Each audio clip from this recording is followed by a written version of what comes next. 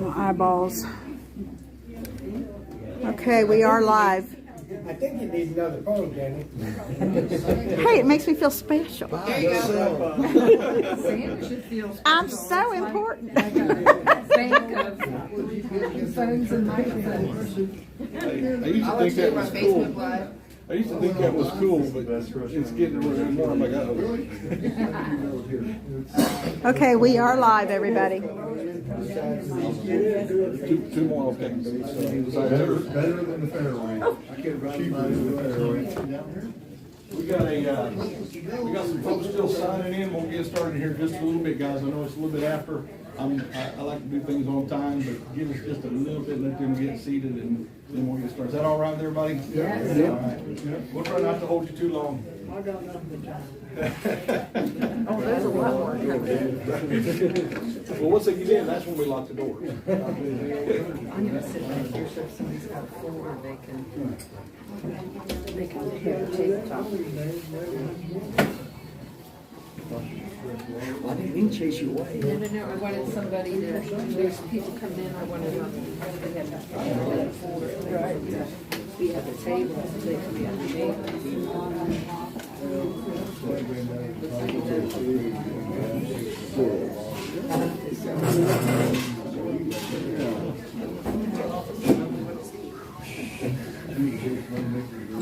Hey, David. Yes, ma'am. You don't mind?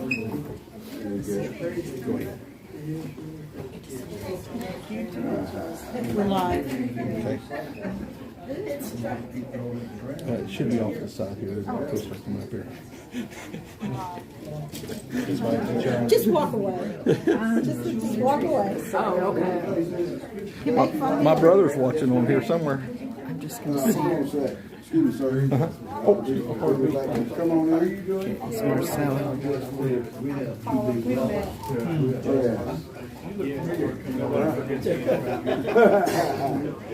Hey, man, one of these days, so I'm gonna be able to say that. Joe. You too, sir. Oh, you know what? I need to do the admin. I got your phone. I don't know how to be admin anyway, so you're gonna have to kind of give me a tutorial. I hope Fireball goes on. Who has Fireball's phone number? If you teach me how to do it, sometime, what are we talking about? We get calls so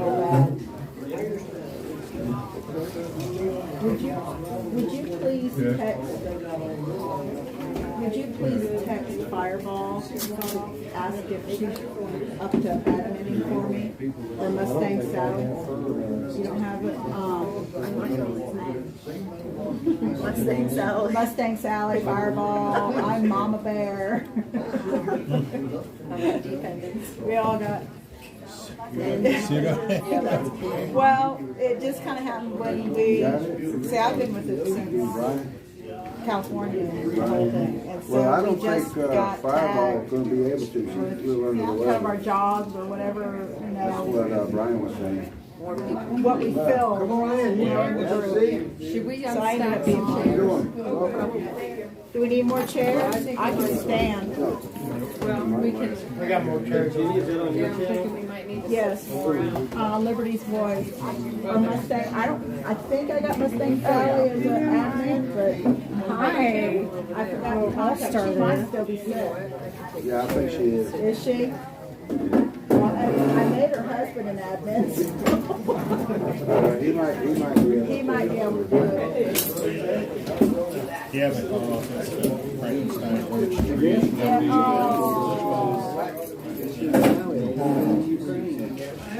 There's two right here. Right here on the other side. Or even right there. Yeah. Hello, Barbara. How are you? We'll be starting soon. Hello, Barbara. How are you? Hi, Margie. Then, like, once a quarter, I'm gonna have big rallies, and the whole state comes together. And if y'all would like something from in here, like a drink or something, she will bring it out to you if you want.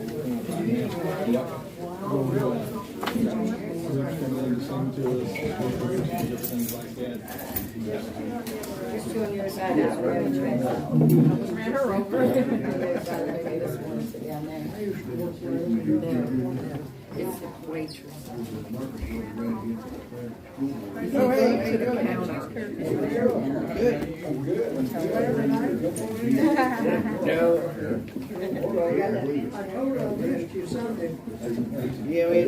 Becca might come on. She might admin for me. Yeah, one more weekend and that's it. Then we're done until next year. You can come on in. There's a whole bench and table here. Huh? Yeah.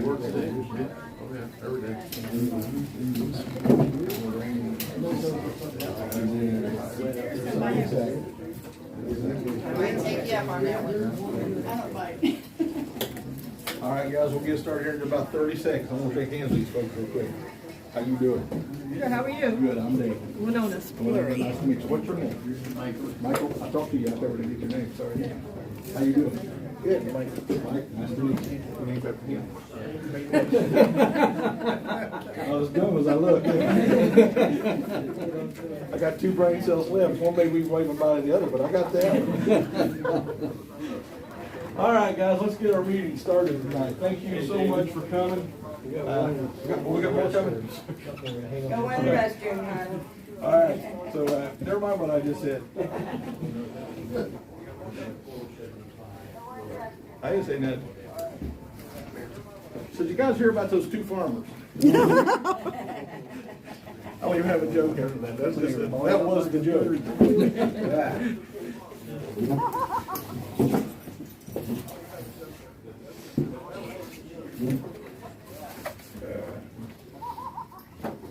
I keep looking. Okay. Okay. We're good. Okay. Yeah. All right. We always open our seminars with prayer and a pledge of allegiance. So if you will, let's bow our heads and ask the Lord to help us. Father, we thank you for this day. We thank you for the life that you've given us, and we thank you for letting us be born in this nation. That's right. We understand, God, that in order to keep a free country and remain a free people, we have a responsibility to you, to honor you and praise you and worship you. You started this country, and it's going to take you to keep this country what it's supposed to be. We also have a duty to do what we are supposed to do, to keep this nation free and to keep our nation a republic. Ask you, Father, to move in this seminar tonight. Let our minds be clear. Let our hearts be open to your truth. And we ask that your Spirit would guide us and lead us in all things. And we'll give you the praise and honor. In Jesus' name we pray. Amen. All right, let's do the pledge.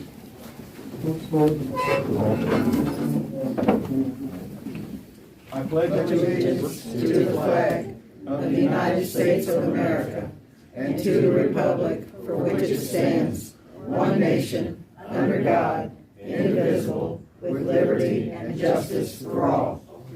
All right, thank you, thank you. We'll leave the lights up just a little bit. When we get into the actual presentation, we'll have to dim them. These don't have dimmer, so we'll have to turn these lights out. And well, we've got some people I want to introduce you to first.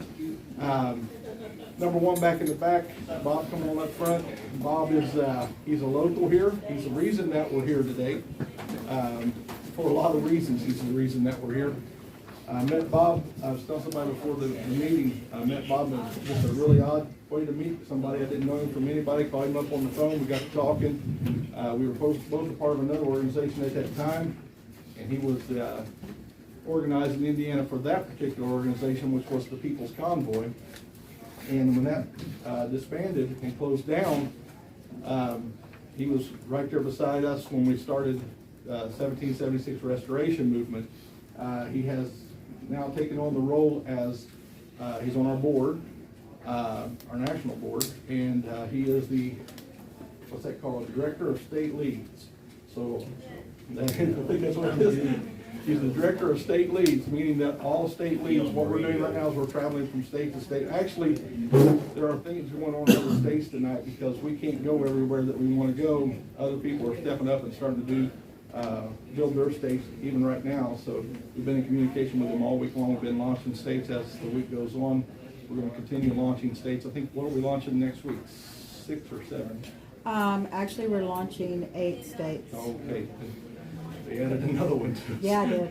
So, we're. It was next door. Exactly. That's right. We're doing that with conference calls with the state leads, and Bob is in charge of all the state leads. And so he's got a massive job, and he does a great job with it. One of the finest men I ever met in my life. Everybody give Bob a big hand. Well, like I said, my name's Bob Hayden. I just live down in Owen County.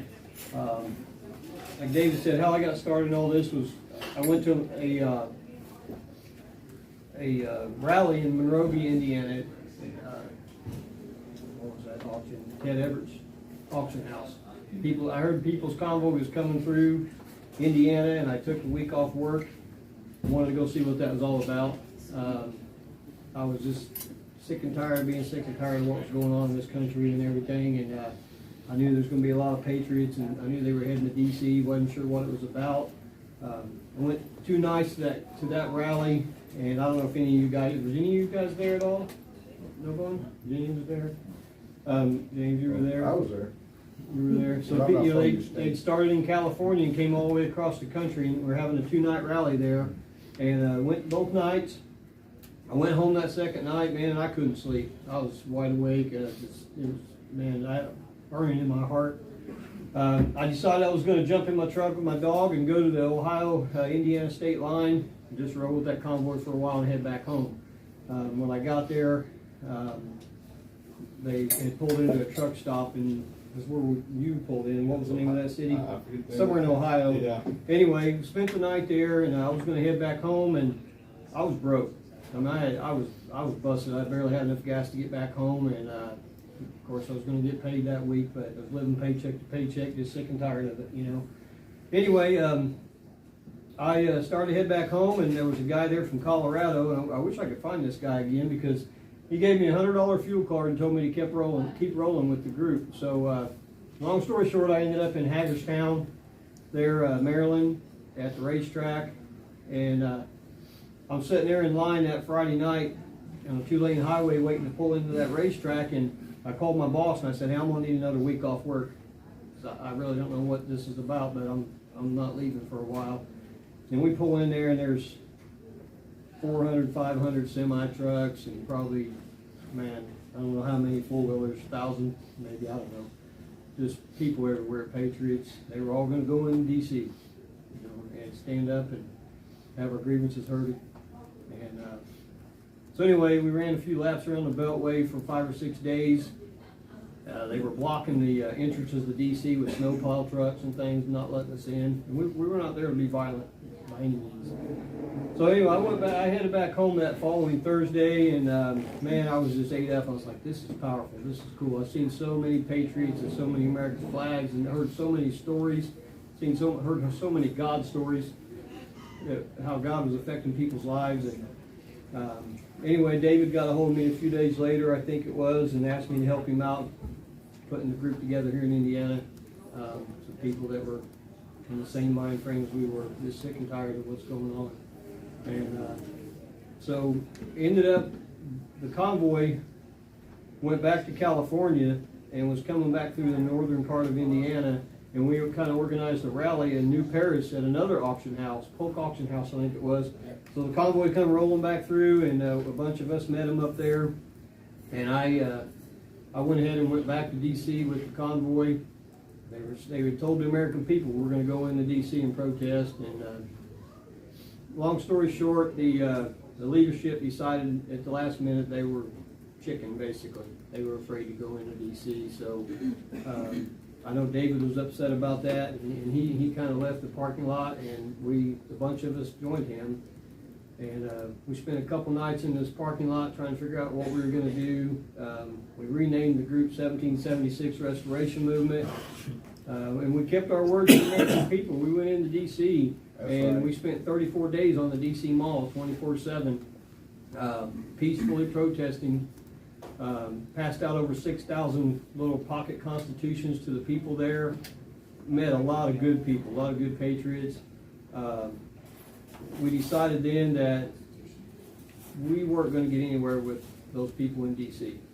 So we were going to go back out, start hitting the individual states and building our groups and get with the politicians. And David will tell a little bit more about that, of course. But so that's how I got all started in this.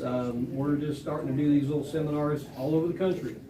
And we're waking people up to our rights and the Constitution. And a lot of people are scared to say anything, to stand up. You know, a lot of people think we need to go, it's time for the Second Amendment, but we think that we got a little solution that can keep that from happening right now. And like I say, David will explain all that. But pretty much, I worked in a welding supply company for 26 years. Lived in the country, loved to hunt, loved to do that kind of stuff. I actually quit my job a few months back and after 26 years and started doing this. And this doesn't pay. We're just doing it voluntarily. So I just know that, you know, God told me that if I would step out in faith in this, He would provide everything I need, and He has. Yeah. So we got to have some faith. We got to be willing to get off the couch. We got to be willing to give up a few things. I mean, because if we don't, I'm not telling everybody to quit their job, please don't do that. But if we don't give up Sunday night football and a fishing trip and all that for a while, and stand up to what's happening, we're going to lose it, and our kids and our grandkids are going to pay for it. And that's exactly why we are here tonight. This is for our kids and our grandkids. His name. We got the DC Joe. He got his name. His name was just Joe till we went to DC. Now he's DC Joe. We got Mom, Pa. Nobody knows their real names. You know, I do. Then we got this one here. We're not sure where she's from, but her nickname is Kentucky. So. One of the hardest working people I've ever met in my life outside my own mama. Kentucky. She's from Kentucky too. Guys, I started out watching the convoy in Atlanta whenever the Canadians were standing for their rights. And I always thought, you know, when's this America's turn? When are we going to stand up? Because you know it's coming here. And usually I go into my spiel about where I've been and what I've done. But I got one of our board members, Mags, he put a post out this week, and it really touched my heart. So I want to kind of read that to you. If you can't hear me, I'll get the microphone. A year ago, that's what it's titled. Now I've got his permission. I'm not copywriting. It's time to stand. It is time to take some of the weight. A year ago, I was running a small home improvement business. We were relatively busy, but I was concerned about the coming winter as it is a slow season. Most of our work was done exterior projects. We were just starting to see the light at the end of the COVID tunnel. We had work scheduled through the winter, and we were starting to think that maybe, just maybe, we made it. Maybe the worst was over and we were going to pull through. He's got a little sign here that says, a year ago. Where were you a year ago? Where will you be a year from now? A year ago, I would come home from work, miserable from a job I used to love. Sick of the hoops and hassles the government placed in our road. Sick of the roadblocks to get materials and the fluctuating costs that made it nearly impossible to bid a job and make a profit upon its completion. Inflation and skyrocketing costs sucked up a lot of what was supposed to be profit. Sick of the fact that I had been working for so long just to put food on the table and pay most of the monthly bills. Yep, we were playing that old game we used to play years ago. Which bills do we pay? Which do we ignore? I thought we would love, wait a minute, I thought we wouldn't have been, okay, Mags. I think it's supposed to be I thought we wouldn't have to do that again. And I worked my fingers to the bone to avoid it. My pursuit of happiness was stolen from me and became simply work to survive. I used to enjoy my work, but now it felt more like I was just a prisoner making big rocks into little rocks for a check that only covered 80% of my bills. My joy was stolen from me. My pursuit of happiness was trampled on by a bloated federal government. Its new rules and regulations played havoc with the supply chain, as well as the pricing attached to it, managing to affect almost every aspect of my business, eating away at it slowly. A year ago, I felt trapped. I felt angry. I felt like the opportunity to provide for my family was taken from me. While those of you with jobs that turned into a work-from-home opportunity, I congratulate them. I can see why it was so easy for those Americans out there to forget that while you were sitting in front of your computer in a tie and no pants most likely, small businesses like ours were out here suffering, watching everything we had worked for being slowly stripped away. How many small business owners were left totally broken after that? It was heck, he said the other word. Watching my savings be sucked away. Watching the work slow down. The materials get harder to find. The ones you can find are 70% more expensive than they used to be. Feeling helpless to stop it, so the only option is to work harder and longer. It was painful to see it stripped away and have no doubt that it is what happened. I was handcuffed and made to watch, though I struggled. In the end, it could have been enough. Had it not been for a corrupt school board, it may have been. This is not an excuse or a placement of blame, just facts. They pushed us over the cliff, and they did it because we dared to stand up to them, to call them on their lies and try to hold them accountable when they are wrong. The destruction of small business has played a lot into the plan to sink the American economy, to make more and more people dependent on the government for their basic needs. Take a close look at China, North Korea, Venezuela, or any other number of the countries to see where that road goes. A year ago, I was a patriot, but I was lost. I was lost in my own life. I was so caught up in trying to keep my family's head above water, I didn't realize I was drowning myself. I was responding the way the tyrants wanted me to, by focusing inward on my family rather than outward to the world.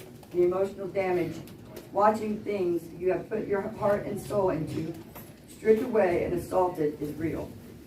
It steals your manhood. That manly pride that comes from providing for your family is a big part of the reward you get from all the hard work and sacrifice. I feel that pain today, every day. I do continue to believe that God has a plan for me, and this is just a part of it. I will continue to trust in Him, and He will continue to calm my heart and reassure me that there is a purpose to all of this. A year ago, I knew something needed to be done. Our country is being destroyed from the inside by tyrants, and the media's selective coverage and posturing. People weren't seeing it. So many others out there are doing the right thing by putting their family first, but they don't realize. I didn't realize. You can't help your family if you lose your liberty. If we lose that, you won't be able to help your family. You will just be trying to minimize the suffering. To really provide for our family's futures, we must attack the source of the problem, the virus itself. It is not the Constitution or even America that is broken, not by a long shot. However, we are sick, and the only one who has the cure is we, the people. That's right. The virus is the tyrants in our government, and they must be dealt with, one way or another, or America may be lost forever. So we are selfish people. No one is willing to sacrifice themselves for a greater good. It didn't used to be that way. It isn't for me. I would sacrifice my life today so that my children could experience America as it is designed to be. I would sacrifice my life for my country, for my family, and certainly for my God. Don't forget, God has skin in this game as well. I have no doubt America was a divinely planned nation. He was in the room with the founding fathers, and his influence helped form the Declaration of Independence and the U.S. Constitution. America has been blessed beyond compare and existing with the hedge of protection placed there by God himself. We left him. He didn't leave us. And when we did, that hedge of protection was removed. Now we are a land where God is seen as evil and evil is seen as good. To be clear, I don't want America to revert back to the Puritan form of religion. Just that general morality, humility, and love for your fellow Americans that used to be in the air. It seems to have been replaced with a sort of resentment of our fellow Americans. The stretch of hate and self-importance now fill the air, and the ugliness of vanity is everywhere. It doesn't have to be this way. I love America, and because I love her, I will sacrifice for her. I will risk my life, my fortune, my sacred honor for her. Who will stand with me? People didn't used to fear losing something. They would stand up anyway. People used to have a sense of duty to America, a healthy sense of pride for America, a certain sense of gratitude for America. Is that gone forever? I refuse to believe it. Amen. A year ago, I felt like I was just working to live, like I was just breathing to death. Lost, angry, and feeling helpless and alone, powerless. And I was powerless because I chose to be powerless. Not because I was. It was easy to fall into that trap of thinking you are alone. What can you do alone? Well, not a lot. But you are not alone. There are millions of us. Never fall into the trap of thinking you are powerless. You are not powerless. As a matter of fact, you are part of the most powerful force on earth. We, the people. You have a part to play. All the parts are not the same. Remember, everyone can't be the preacher, but there is a church without a congregation. We have a different role to play, but have no doubt there is room for you in this movement, and you are needed. If you choose to be powerless, it isn't because you are weak. It is because you are tolerant. You tolerate it for any number of reasons. Scared to lose something. It doesn't matter what you're scared to lose. They have you scared to lose it. They have you hemmed up. They have you hogtied, unable, unwilling to exercise your First Amendment rights. They have us scared, but we need not be. Here's a liar. It won't be easy, but we must be reminded. We, the people, have the power here. They are a paper tiger, and we control the fire. A year ago, I never considered that I would stand up, not because I didn't want to, but because I didn't know how to. Since I did, it has been hard, and continues to be. I have lost a lot, and my future went from the plan we had to a plan we now have to create. Thrown into a sort of organized chaos, I feel alive. I feel like for the first time in my life, I am following God's plan and not fighting it. There are many rewards to taking a stand as well. Love that has been poured into me by we the people who follow what we are doing has helped to sustain thus far. Nice messages and even the financial support that seems to come just at the right moment. God always seems to make sure we have what we need. The amazing hugs and handshakes, the people that stand behind me, help to prop me up. I could not do what I do without them, emotionally or financially. I also have an amazing wife that has stood by me through all of this, fighting and standing right by my side as we fought the school board and now fight the system itself. I couldn't do anything I do without her. I would be a mess. She holds me together. I suppose the purpose of this rambling is to say, you can do it too. We can all do it. And it is time to do it. Stand with me, stand with my Americans, stand with 1776 RM, and stand with other Americans with freedoms that we were not given by the government, that are now being taken away. The fight is happening whether you admit it or not. The only question is, will you leave your future to the outcome of this high-stakes game, or will you jump in, get involved, and try to help with the battle, and eventually the war for liberty? Come on, America, it is time to exercise our power and take America back from the tyrants who control it now. I want to hear your a year ago story. Thanks, Mag.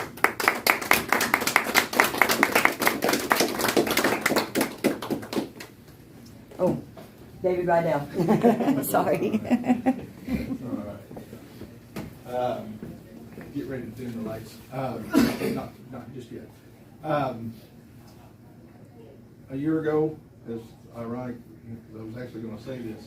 A year ago today, I honestly thought the only way we could have a free America again was through use of the Second Amendment.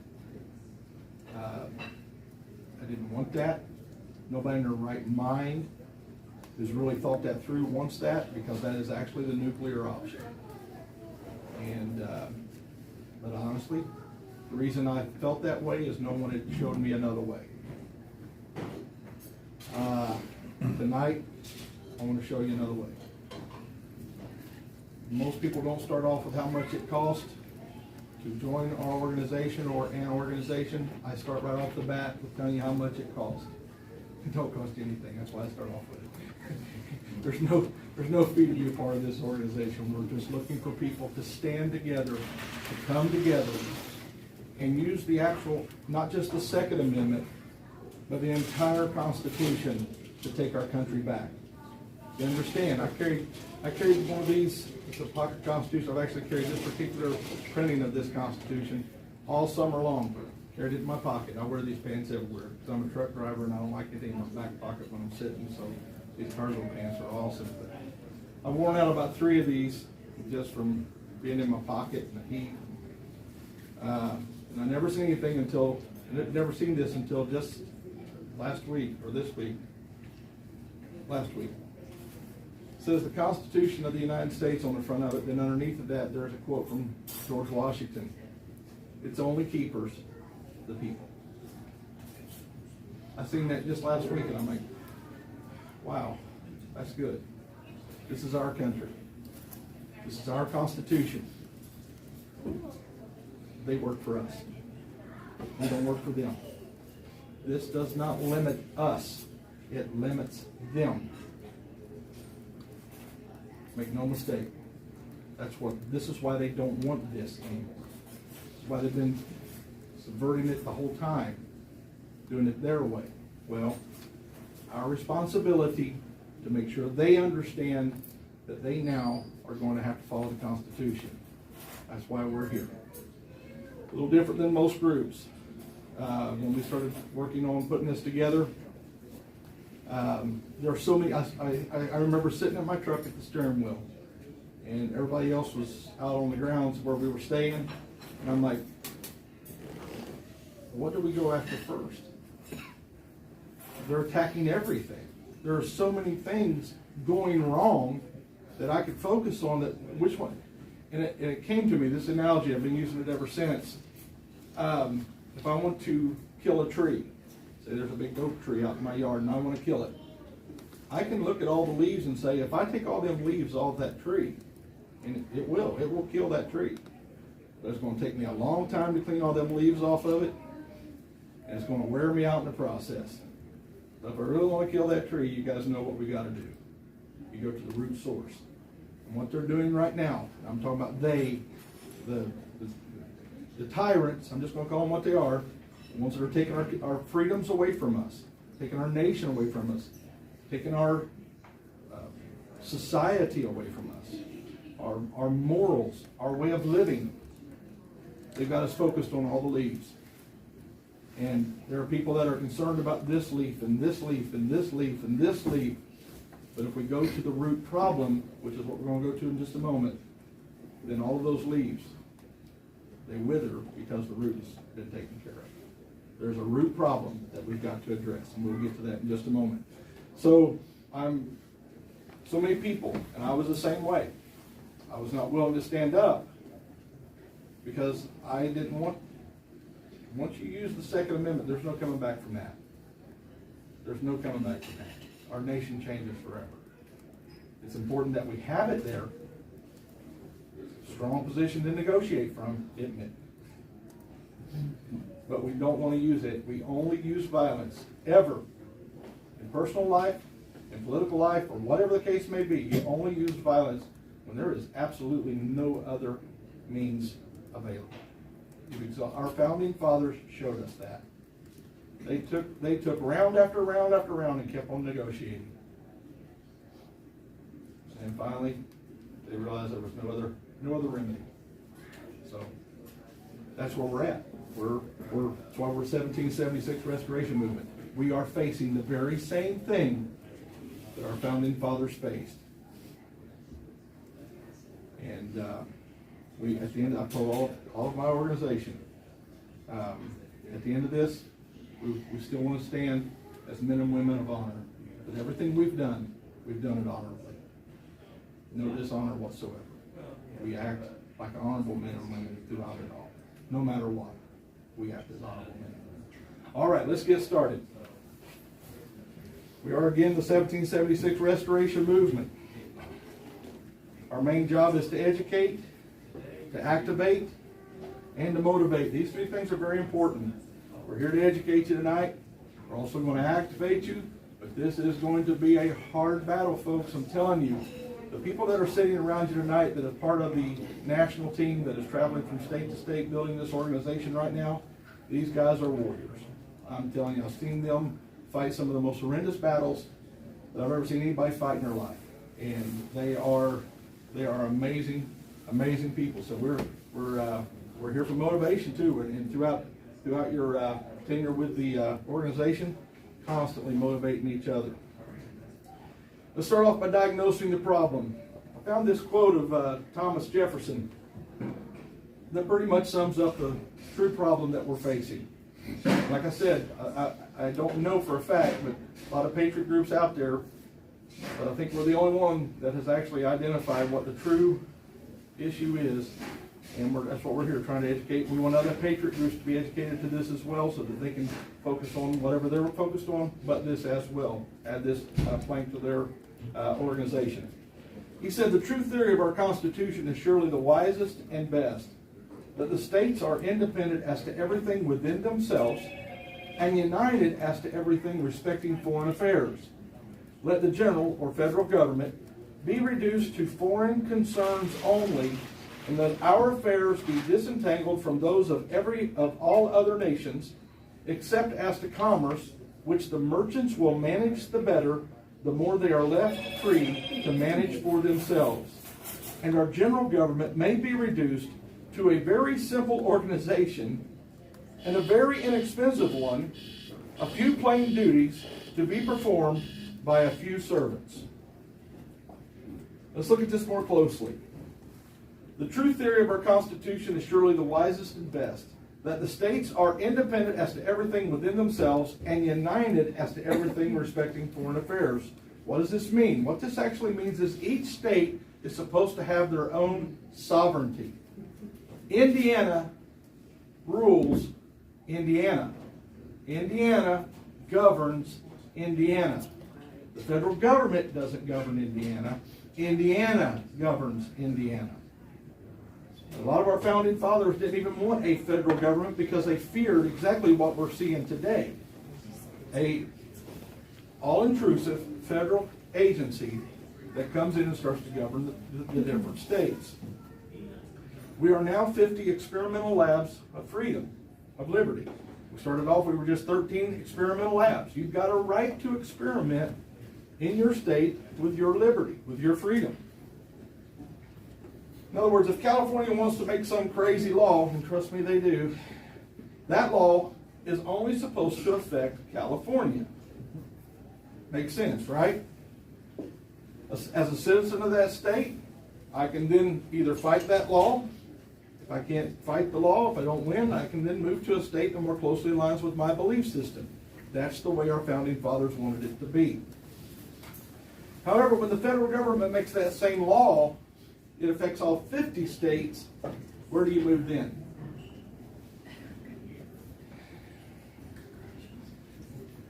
There are over 430 unelected government agencies that now make most of our laws that govern our lives. And their drive is to protect their turf. Both those last two statements came from Forbes' article, July 5th, 2017. 430 agencies, federal agencies, now make most of our laws. And they are out to protect their turf. This is what's wrong. We've got these federal agencies should be state agencies. This is why. If the EPA, let's say, for example, identifies a problem in, let's say, New Jersey, they sweep into New Jersey, they identify the problem, they fix the problem. Great. Works well in New Jersey. But it sucks in Mississippi or Alabama or Indiana. Why? Because each state is different. And a cookie cutter approach to fixing problems doesn't work.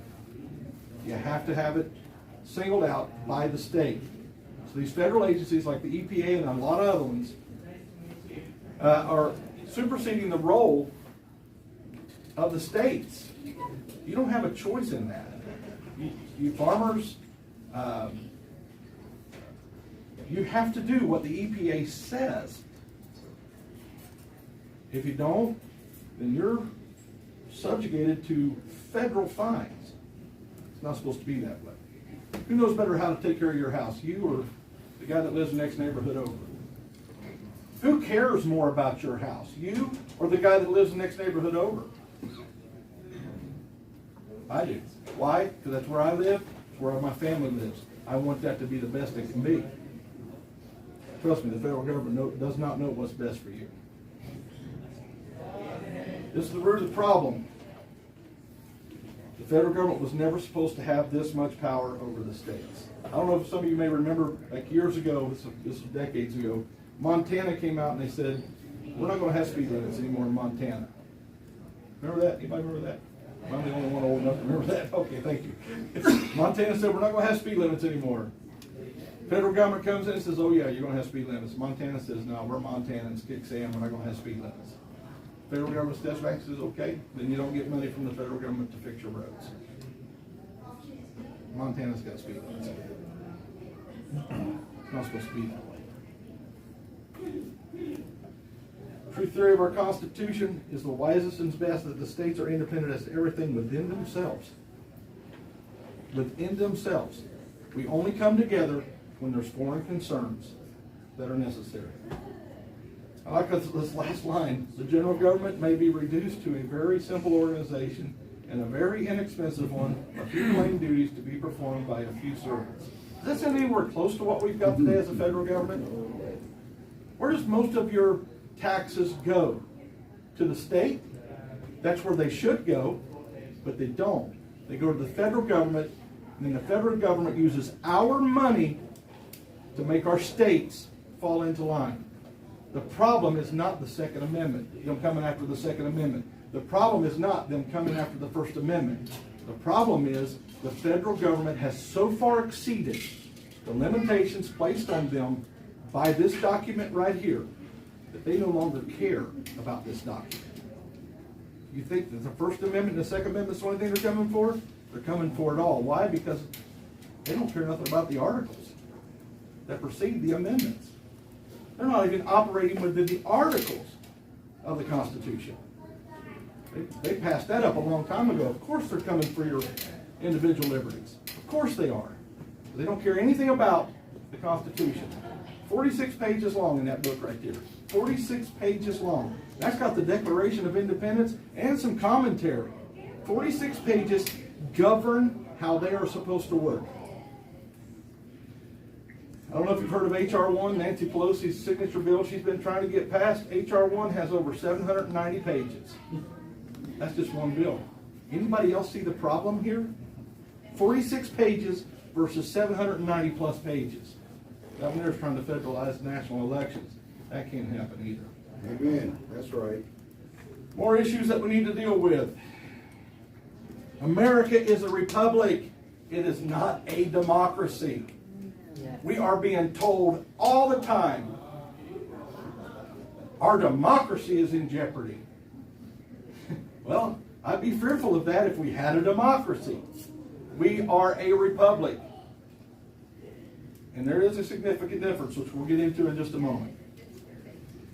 Another thing is that we must begin to educate people on ourselves and others around us. The individual liberties defined in the Bill of Rights, they came from God, not from government. That's right. If government gives you something, government can take it away. But if God gives it to you, ain't nobody taking those from me. Sorry. He can. That's it. Government is established to ensure those rights, and that's it. They didn't give them, they just ensure them and protect them. Also, the Constitution is the supreme law of the land. This is something that our federal representatives need to understand again. The Constitution is the supreme law of the land. Also, an immoral, inactive, or uneducated public will cede their freedom to the government. If you're immoral, you're inactive, or you're uneducated, they're going to take everything from us, folks. All it takes for them to win is for us to stand by and do nothing. And trust me, they're going to take it if we're going to stand up. Let's go into a republic versus a democracy. What is the difference between those two? Democracy is the rule of man. A republic is the rule of law. The glaring difference, though, is the philosophical natures of these two systems of government. Where democracy focuses on a collective opinion, a republic focuses on the rights of the individual. A democracy is still ruled by the people. Everyone's got a vote. But it focuses on the collective, i.e. the majority, 51%, the majority rule. And then that has been hammered into a lot of us, and especially the younger generation. They think that 51% calls the shots. Not so in a republic. This is a dangerous form of government because 51% of the people can determine the way of life for the other 49%. When this happens, rebellion is inevitable. If we're part of the 49% and they're a part of the 51%, which they're not, that's what's crazy about all of this. They don't even have 51%. We have way over 51%, and we're still the ones having to fight for what's right. If we were a democracy, we'd be winning. But somehow we've sit back and stayed silent, and we've stayed inactive so long that it appears like they're winning. That's why I'm here, trying to help you understand what you need to do to become active again. But when that happens, if you're telling me what to do, I'm sorry, and it goes against my God-given rights, I'm going to stand up. Therefore, no pure democracy has ever lasted for very long. This is why our founding fathers rejected the democracy. They wanted a republic. Matter of fact, the average age of a national constitution worldwide is only 17 years long. That's it. Why did our founding fathers reject establishing a democracy? Because democracy focuses on a collective equality. I know that sounds good. But a republic focuses on individual liberties. Equality versus individual liberties. That's the two differences. The Declaration of Independence declares that all men are created equal. That's Dave. Why not focus on equality? All men are created equal. There's a reason why they put the word in front of equal there. Created. We're all created equal. We're all equal in the eyes of the law. But we're not going to be equal once we're born. I'm getting ahead of myself. I start talking, I forget to push the button. Sorry. After we're born, no one can ever be equal again. Our choices, our natural talents, our motivation, etc., they will take us in the path that we're going to go down. You don't want to be equal with me, folks. You don't want to take that low of a step. I'm telling you, stay up where you're at. It's better up there. I'm looking at you and going, go, go, go. But everyone chooses their own path when you have individual liberty and not somebody forcing you to be equal. This philosophy is where socialism comes from, folks. Democracy comes, or socialism comes from this thought of democracy, trying to make everyone equal. Right? That's the doorstep to communism. However, individual liberty allows us to seek our own success. You can do whatever you want to. You can be whatever you want to be. When you follow democracy out to its fullest extent, in places like China or Russia, especially when it was the USSR, they come into your house and they thought if you had any kind of athletic ability, you were going to be an athlete. If you'd have been me, you'd have been a truck driver, which is kind of what I am anyway, so I guess I found my own path. We're not free because we're Americans, folks. We're Americans because we're free. That's right. It works just the opposite of what some people think. We're Americans because you take away our freedoms, we're not Americans anymore. There is a cost, though, for this liberty. There's a great cost for this liberty. Freedom isn't free. It's not just another catchy phrase anymore. Every generation has to pay the price for that generation's liberty. I'm an avid studier of history, especially of war history. And I just pray to God we don't have to pay the price that some of those former generations have had to pay. And I don't think we have to, because we do have a Constitution of the United States. This isn't some foreign country invading us. This is our own government taking away our liberties. What price are you willing to pay so that you and your family can remain to be free people? It's a question you got to ask yourself. I can't answer that for you. You got to answer it yourself. Thomas Paine said it this way: these are the times that try men's souls. Trust me, right now, sitting right where you're at, you're being tried. Yep. Your soul is on trial right now. These are the times that try men's souls. The summer soldier and the sunshine patriot will, in this crisis, shrink from the service of their country, but he that stands by it now deserves the love and thanks of man and woman. Tyranny, like hell, is not easily conquered. Yet we have this consolation with us, that the harder the conflict, the more glorious the triumph. What we obtain too cheap, we esteem too lightly. It is dearness only that gives everything its value. Heaven knows how to put a proper price upon its goods, and it would be strange indeed if so celestial an article as freedom should not be highly rated. Folks, we don't even have to come up with new speeches. All we got to do is just go back and read the old ones. They still fit today. Why? Because we're right where they were in 1776. Patrick Henry went to the depth of this mission and this matter. He says, is life so dear or peace so sweet as to be purchased at the price of chains and slavery? Forbid it, Almighty God. I know not what course others may take, but as for me, give me liberty or give me death.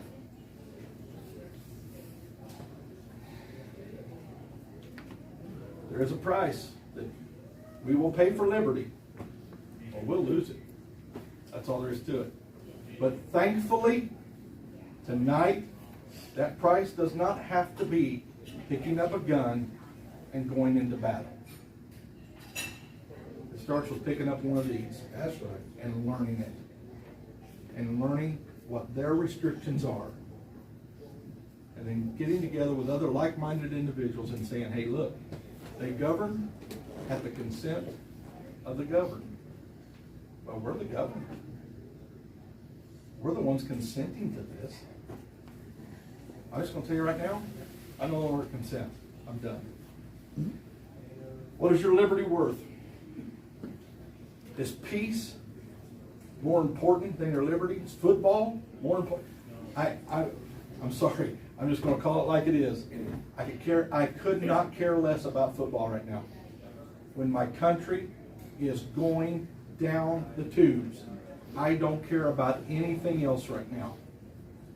This is the time we focus on what's really important. Our God, our family, and our country. Is safety or security more important than your liberty?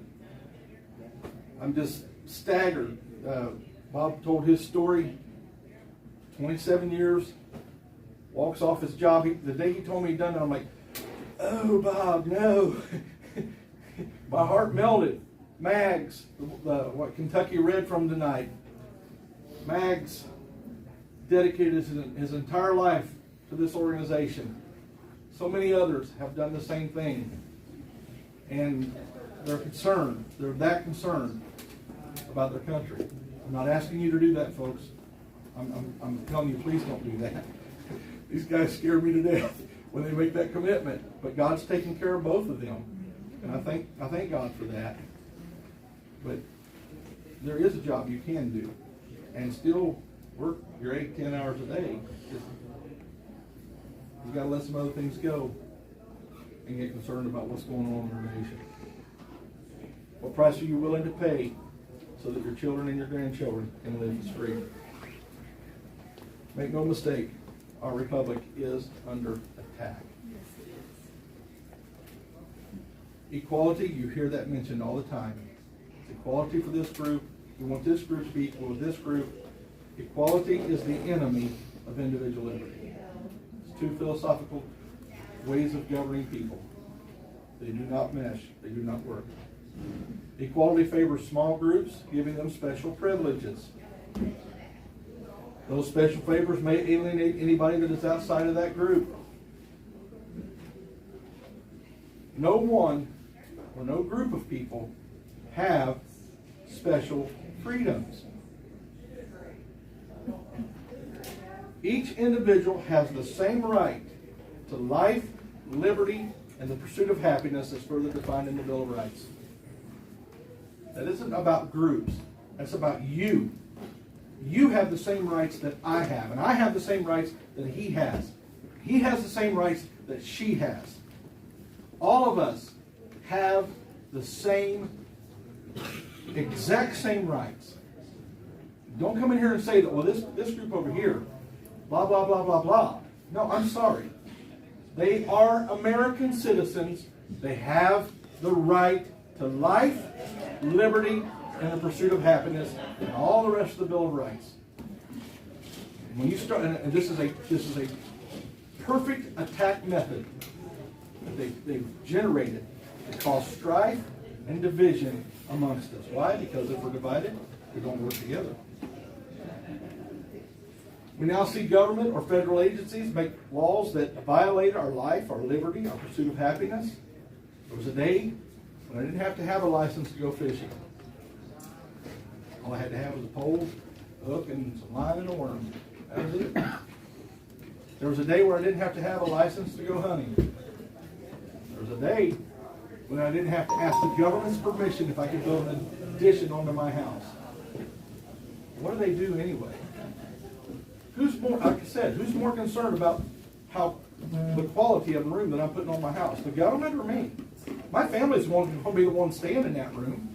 You think I'm not more concerned about the guy that's coming in and building that room? You think I'm not going to check him out?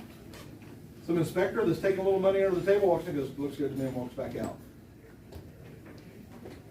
Yep.